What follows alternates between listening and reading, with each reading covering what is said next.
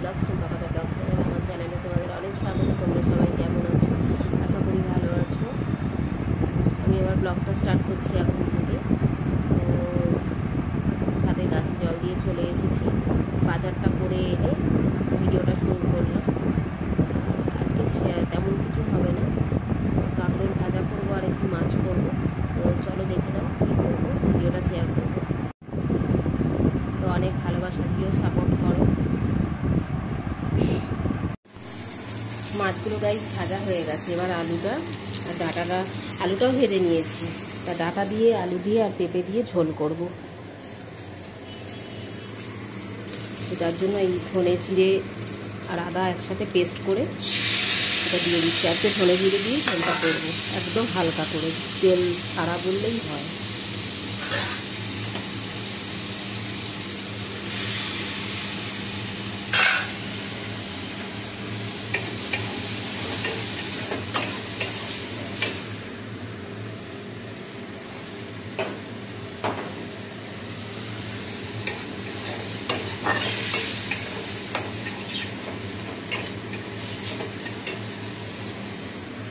বন্ধুরা, এই মাছের ঝোল হতে হতে তোমাদের একটু কথা বলে নিই যে তোমরা তো দেখতেই পাচ্ছ আমি কিভাবে ভিডিওটা করি। যেমন করে অন্য জনের ব্লগে দেখো যেভাবে অত সুবিধার মতন করে করে, আমি কিন্তু সেইভাবে ভিডিওটা করতে পারি না।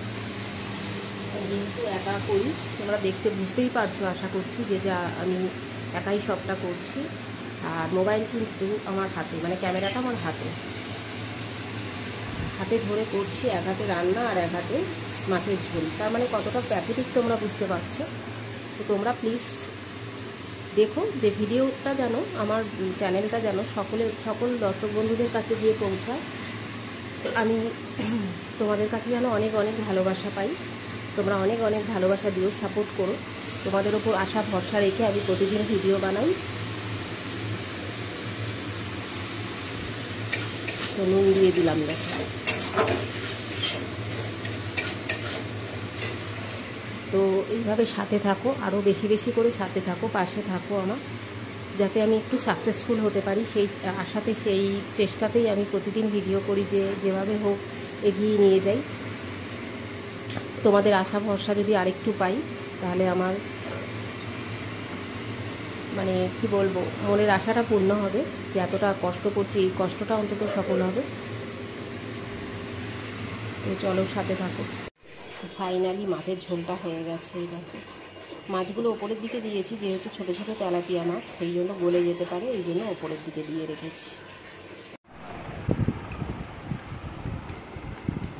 তো গাইস, রান্নাবান্না করে চটপট করে ব্রেকফাস্ট নিয়ে বসে পড়েছি। এই দেখো, আবার ওই 1 হান্ডা ভাত, এদিকে ডাল বলতে মুসুর ডালটাই শুকনো করেছি, ডাল ভাতের মতো হয়ে গেছে। আর এদিকে কাঁচকলা বাটা সেই কালকের। তো এইগুলোই ব্রেকফাস্ট করব। তো গাইস, ব্রেকফাস্ট করা হয়ে গেছে। আজকে আমি এখন অনেক বড় কাজ করব, সেটা হচ্ছে বাথরুম পরিষ্কার। সেটাও করতে হবে আজকে। তো সেটা করে শ্যাম্পু করে একবারে উঠবো চান করে। তার আগে সাবান দিয়ে ঘরটা মুছতে হবে। কেন জানো তো, আজকে ঘরটা মানে চাদর পাল্টানো হয়েছে। তোমাদেরকে বলেছিলাম অনেক ভিডিওতে, বলে থাকি যে আমাদের চাদর পাল্টানো হলে আমি ঘরটাকে বেশি ভালো করে পরিষ্কার করি আর কি। তো ঘরটা মাই আজকে ঘরটা পুরো ঝুলটুল ঝেড়ে নিয়েছে। এটা কিন্তু পুজোর সময় যে ঝুল ঝাড়া সেটার কথা বলছি না, এমনি যেটা চাদর তুললে করে সেটাই তো করে নিয়েছে। আমি শুধু ঘরটা মুছবো, ঘরটা মুছে যাব বাথরুম পরিষ্কার করতে। বাথরুম পরিষ্কার করতে পাক্কা 1.5 ঘন্টা টাইম লাগে। তো বাথরুম পরিষ্কার করে শ্যাম্পু করে উঠবো, তারপরে পুজো করব।